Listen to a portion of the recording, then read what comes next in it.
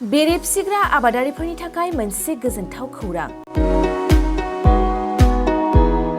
बिटिआरनि चिरां जिल्लायाव बेरे मोदै सोदांग्रा फसंथाननि थाखाय अन्थाइ खाम्फा गायसनसिगोन। गाबोन चिरां जिल्लानि सिङाव थानाय बेंटलनि टुक्राझाराव बेरे मोदै सोदांग्रा फसंथाननि थाखाय अन्थाइ खाम्फाखौ गायसनगोन।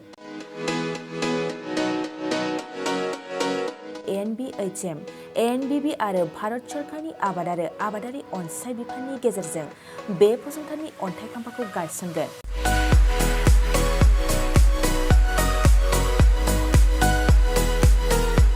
गाबोन फसंथाननि थाखाय अन्थाइ खाम्फा गायसनगोन हाबाफारियावनो बिटिआरनि गाहाय प्रमद बर', एमपि रेनगोरा नार्जारी, मावफुं सोद्रोमा रन्जित बसुमतारी, एमएलए जयन्त बसुमतारी, बिटिसिनि प्रिन्सिपाल सेक्रेटारि अनुराग गोयल आरो माखासे बिबानगिरिफ्राबो बाहागो लागोन। मख'नो गोनांदि गाहाय खुंगिरि प्रमद बर' आरो मावफुं सोद्रोमा रन्जित बसुमतारीनि गोनांथार होनायाव बिटिआर हाग्रानि बेरे फिसिग्रा आबादारिफोरनि थाखाय थांनाय समफोराव क'क्राझारनि कुसुगाव, चिरां आरो बाक्सा जिल्लायावबो बेरे फिसिनायनि सायाव सावरायनाय आरो फोरोंथाय बादाखौ खुंफुंनायबो जादों। बेखौ नोजोर होनानै गाबोननि 3 मेयाव चिरांनि टुक्राझाराव बेरे मोदै सोदांग्रा फसंथाननि थाखाय अन्थाइ खाम्फाखौ गायसनगोन। थारैनो बे फसंथाना बिटिआर ओनसोलनि बेरे फिसिग्रा आबादारिफोरनि थाखाय जोबोरै खाबु गोनां जागोन।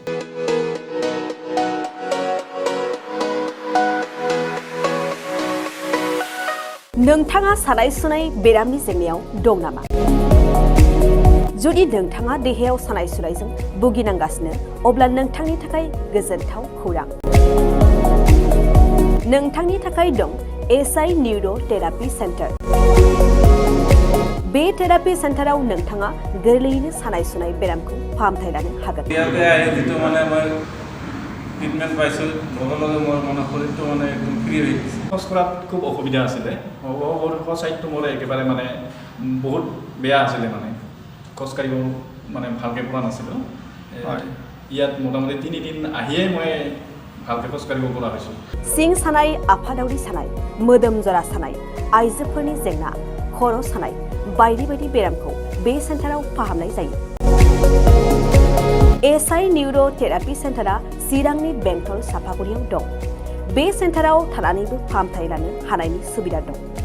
जुदि नोंथाङाबो फाहामथाय लानो लुबैदोंब्ला नैबे मबाइल नाम्बार 7620160459 नङाब्ला 9476977956 आव थोंजोङै जगाजग खालामनो हागोन।